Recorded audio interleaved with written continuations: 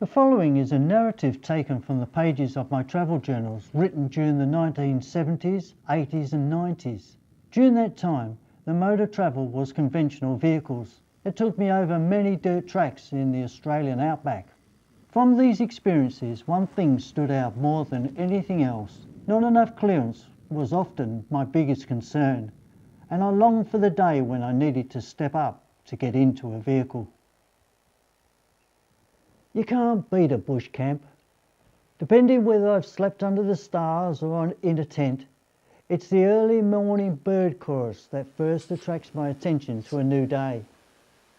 As my eyes flicker open, the outside world comes into focus and I observe a sky that is seemingly on fire.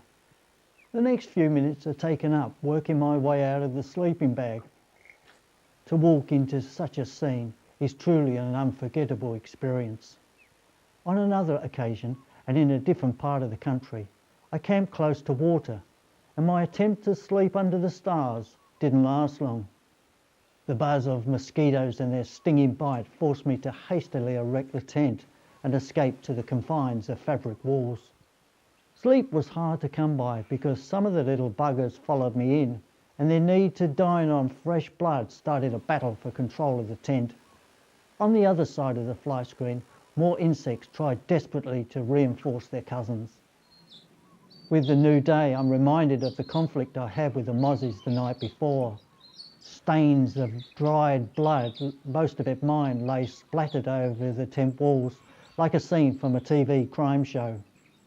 The sun, which has yet put any heat into the day, is now shining through the trees and casting long shadows towards the campsite. I take in this idyllic scene as the water starts to boil for a mug of tea. The chatter of birds cut the crisp air. Nearby, a mother cockatoo feeds her young in the hollow of a gum tree. A small mob of kangaroos are resting close by, and a family of emus explore the bush looking for food.